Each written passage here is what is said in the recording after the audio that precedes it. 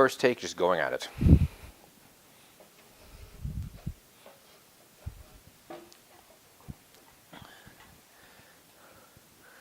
Hi folks, James here again from Learn Photography Company. Today we're going to go through some lenses and what the numbers mean. So a couple things before that. Again, Learn Photography Company is the largest and most successful hands-on teaching company in the world.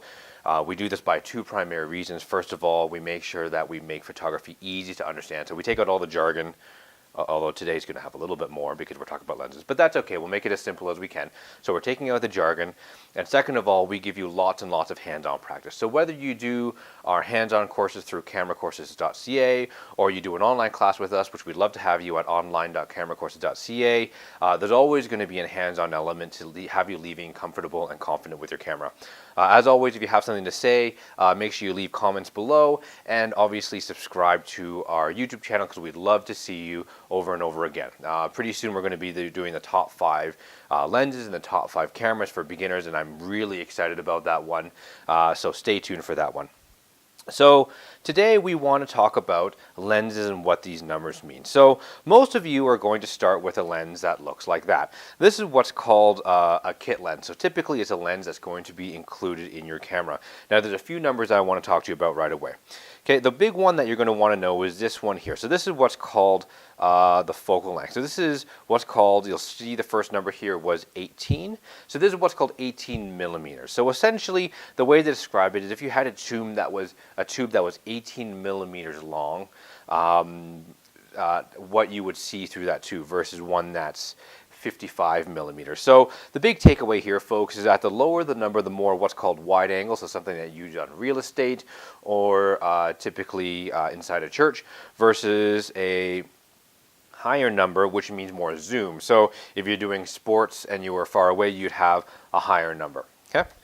So those are what that means. So this is an 18 to 55 millimeter lens. Now lenses come in all shapes and sizes. So for example, this one here, this one is just what's called, you'll see here, and it's written typically on it, this is what's called an 85 millimeter. So this is what's called a prime lens, okay?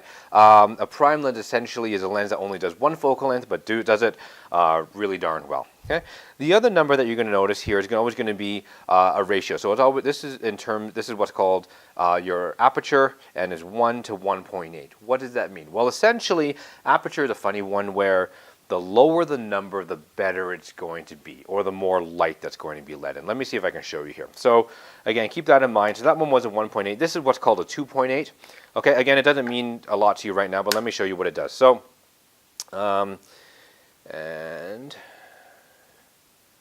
So what I'm going to do here is I'm going to actually open up the aperture, and I hope you can see this here. So you see here, if I can figure out how my lens works. There we go. So you see here how the opening is getting bigger and how it's getting smaller. So just an example, this is 2.8, okay? 4, 5.6, 8, 11, 16, 22, and 32. Again, I don't expect you to remember those. What I expect you to remember is that this is 2.8, which means small f number is large aperture versus 32, which is a small aperture. So when you see lenses that are very, very expensive, a lot of the times, part of the reason why they're so expensive is because that aperture is bigger. Okay. Sometimes, especially, now this is the lens I showed you earlier. This is what's called the kit lens. Just a reminder, this is an 18 to 55, so that's the zoom. Now it has something written here. It says 1 to 3.5 to 5.6. What does that mean? Well, this is what's called a variable aperture lens. So essentially, at your widest angle, which is 18 millimeters here, again, that's how big we can make it. Okay, 18 millimeters, you can actually, your aperture, your biggest aperture is 3.5. Now, if we actually zoom in, the biggest aperture we can get to is 5.6. Why is this? Essentially, it's a ratio. Is the way they calculate it. That's all you really need to know. If you want, leave a comment and I can tell you about it, exactly what the mathematical formula is. But basically the takeaway is, the widest you can get, 3.5, is at 18. and then 5.6 at 55. Now there are lenses that you can get what's called a constant ratio. So one of the more famous ones, Nikon and Canon and Sigma make one. It's called the 24-70 f-stop 2.8. Essentially, regardless if you're at 24 millimeter or 70 millimeter, your f-stop can be opened up all the way to 2.8. And this has great stuff. So if you've ever taken our Digital 1 course, you'll know that the wider the aperture, i.e. the lower the f-stop, the faster your lens is going to be, so you get more clear photos indoors or on action shots, as well as the blurrier the background or the depth of field is more shallow. So, you know, when you pick up typically a more expensive lens, that's what you're paying for. Now, there's a couple other things on here. One of them is what's called, you see this extra letter here, G. So essentially, this denotes the generation of the lens. Okay, Nikon always uses a letter. So for example, the Degeneration was previous to this. Now, I don't know what happened to E and F, but we've gone to G. So the G generation, now you'll see this is the G generation. You'll see that this is also a G generation. I'm pretty sure this is a G generation. Oh, it doesn't actually say here, but I'm pretty sure it's a G generation. The point is that it's telling you the variant that is being released. So the interesting thing with most the Nikons, and for the most part the Canons, is they're typically backwards compatible. Do your research before you actually buy a lens, but then that gives an indication about what generation of lens that you're talking about.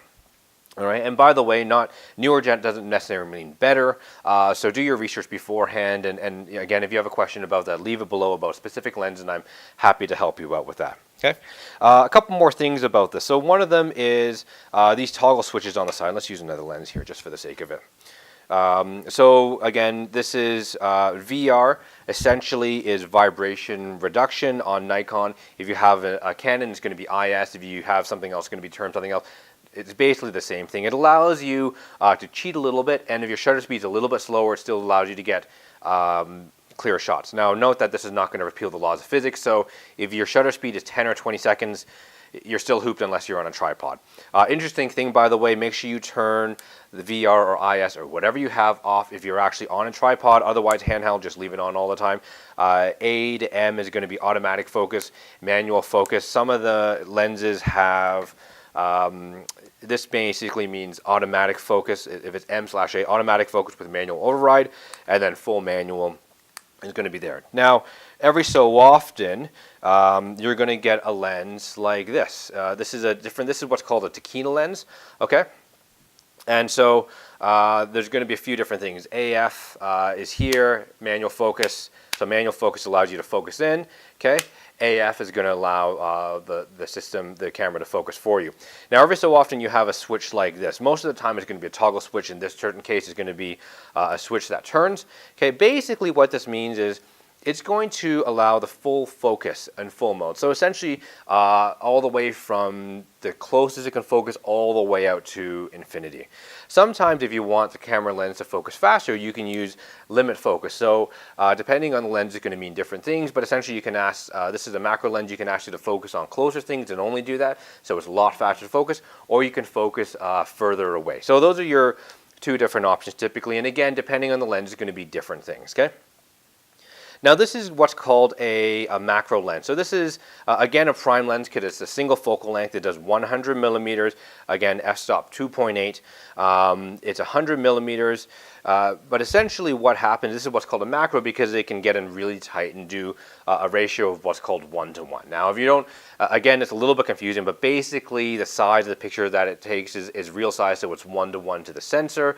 There are lots of lenses masquerading around as a lot of the kit lenses have macro on them. They're not a true macro lens. Trust me, if you had a true macro lens, you probably know because you'd pay through the nose for it, so to speak. Okay, just a couple more things on this one as well. Some of the older lenses, especially what's called the Degeneration for the Nikons or the previous generation for the Canons, remember that the generation is denoted by the letter in terms of Nikon. So right now we're looking at G, but the Degeneration, which was before, has this. Now this is essentially your aperture. So most of the time, so this allows you to still set your aperture manually on the lens. So like I said, to 2.8, 4, 5.68, all the way up to 32.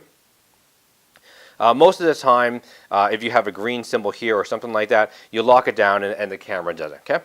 Just a couple more things here now. One of them is this actually, so this is an interesting thing. So just be aware when you buy lenses, there's something to think about, okay?